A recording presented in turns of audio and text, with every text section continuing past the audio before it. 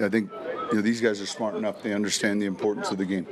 Sean, Troy Franklin's obviously taken a big step this year. What are some of the things that he's really done to improve upon from his rookie year? Well, I think a lot of times in some college offenses, guys play just outside. Some guys just play right and left. The route tree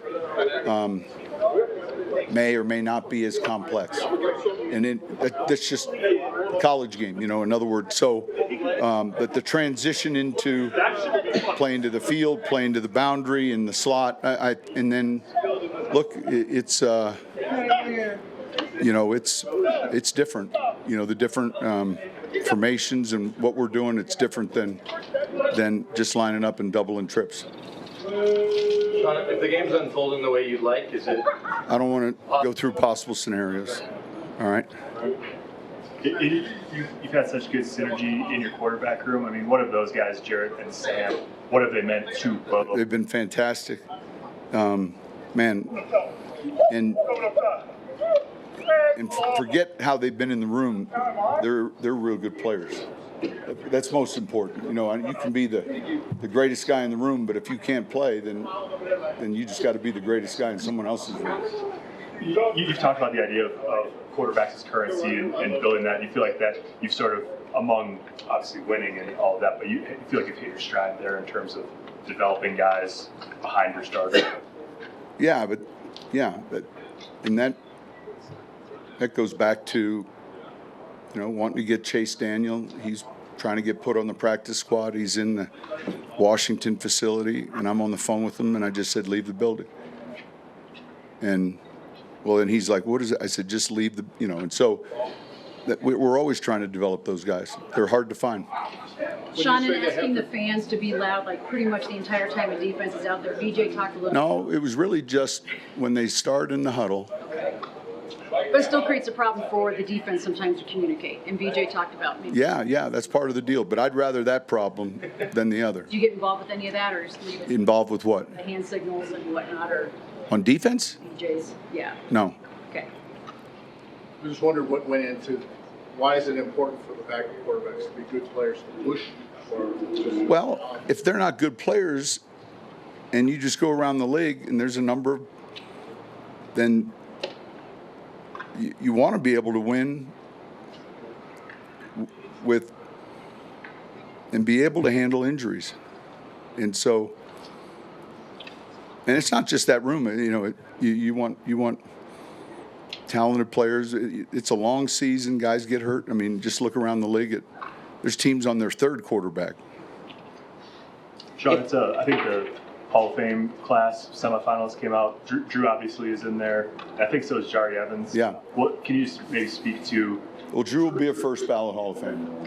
Yeah. Jari's going to get in. He was one of the most dominant guards. I had a chance to be around Larry Allen in Dallas, and I always like to ask this question: if you took a starting lineup out of Canton, the left guard's Larry Allen. But the left guard's Larry Allen, and the split end's Rice, and the flankers Moss. And it's a fun game to play. Like you're grabbing the bus and saying who's starting. Jari was a dominant player, and the interesting thing is that he has small school, 4th round, and in that draft we were picking second. It's my first year, and so I think day one ended after the 3rd round, and so we knew going into the 4th round kind of, all right, this is who we're selecting. Owen Daniel, tight end, Wisconsin. The Texans were selecting 1. And so we're 5 minutes, breakfast. I call Owen up, and we're chatting and talking, and he gets a phone call in, and it was Houston. And what are the odds, And so he gets selected by Houston, has a good career, and then the Eagles want to trade up. So we back up a little bit, and they give us Hollis Thomas, who played for us, and then we select Jari Evans. And it's funny how that can work out. And there's that old saying, sometimes, let me get this right, You know, generally speaking, if they don't bite when they're puppies, they're never gonna. In his rookie year, we had a joint practice with Houston, and I'm telling you what, I've never seen anything like it. And he got into a scuffle, but so Bloomsburg State, and in year one, like he was a fantastic right guard. Like that's unusual, and then his consistency, and so I'm proud that both of them are, you know, and I always get these messages from maybe other voters, you know, who's your group out of this list? And then there's some years where, man, it's tough. But